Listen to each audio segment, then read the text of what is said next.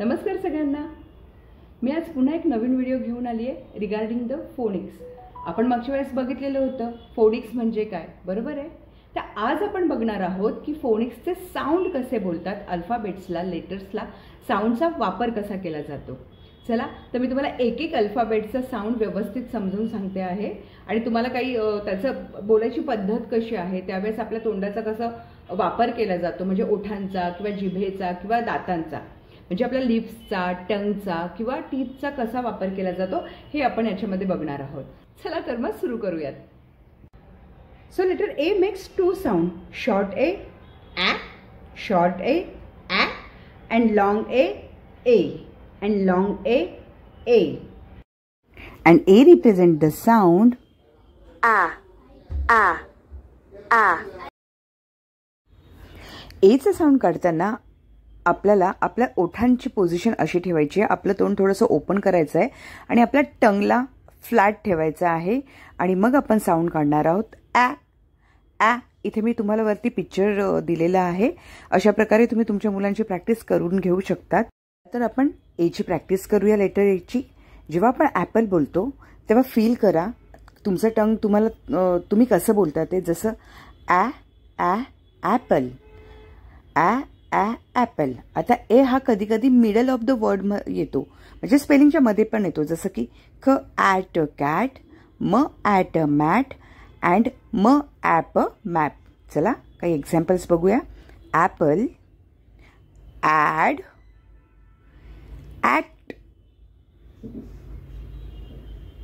आणि कॅपिटल आणि small A letter कसा लिहिला जातो याचं पॅटर्न देखील मी तुम्हाला इथे दिलेलं आहे.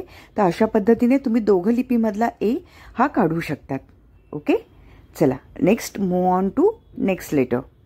Let's learn about B. And B makes sound प प प प.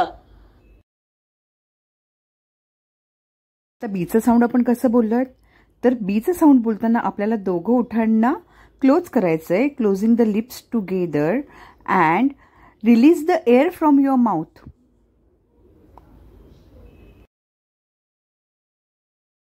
आता आपण बघतोय काही वर्ड्स एक्झाम्पल. जसं की ब ॲट बॅटमध्ये बी आलेला आहे, ब आलेला आहे बिगिनिंग ऑफ द वर्ड्स, पण सम याच्यामध्ये तो एंड ऑफ द वर्ड्सला येतो. जसं की रब, सब. आणखीन काही एक्झाम्पल बघूया. बटन, बेल, बस. अगेन मी तुम्हाला कॅपिटल बी आणि स्मॉल बी कसा लिहायचा आहे, कसं काढायचं आहे ते पॅटर्न इथे वर दिलेलं आहे. अशा पद्धतीने तुम्ही पुन्हा त्याची प्रॅक्टिस करून घ्या. चला आता आपण आपलं नेक्स्ट वर्ड बघूया. आता आपलं नेक्स्ट साऊंड आहे सी, बरोबर. तर सी मेक्स साऊंड ख. आता इथनं निघताना तो असा, म्हणजे आपला मराठीतला ख ऐकायला येतो, पण तो चलो let's learn about C. And the C present the sound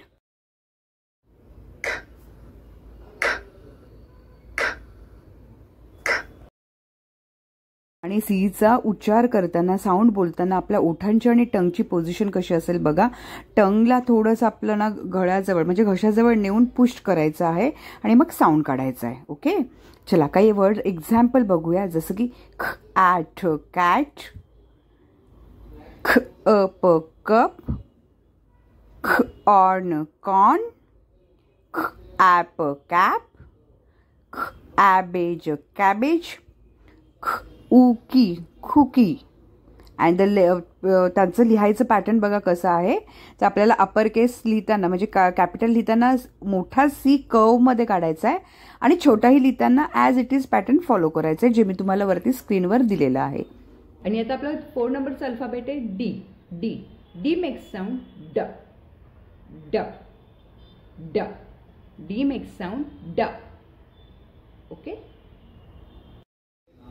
And the letter D represent the sound D, D, D, D.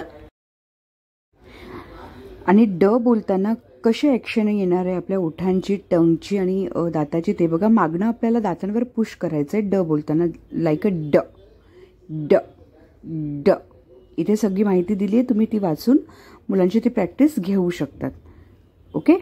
आता वर्ड एक्झाम्पलमध्ये कधी डी ड हा बिगिनिंग ऑफ द वर्ड येतो सुरुवातीला, आणि काही याच्यामध्ये एंड ऑफ द वर्डला येतो, जसं की ड ऑग डॉग आणि एंड ऑफ द वर्डला बेड.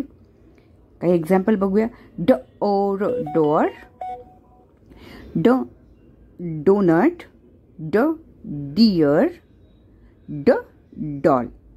आणि डी कसा लिहायचा, त्याचं पॅटर्न काय आहे, कॅपिटल आणि स्मॉल, अप्पर केस आणि लोअर केस, हे इथे मी तुम्हाला प्रेझेंट करून दिलेलं आहे. अशा प्रकारे तुम्ही मुलांकडनं करून घ्यायचं आहे.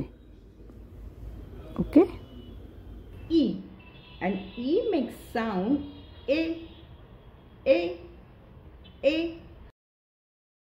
Let's learn about E. And E represent the sound a a a a a a.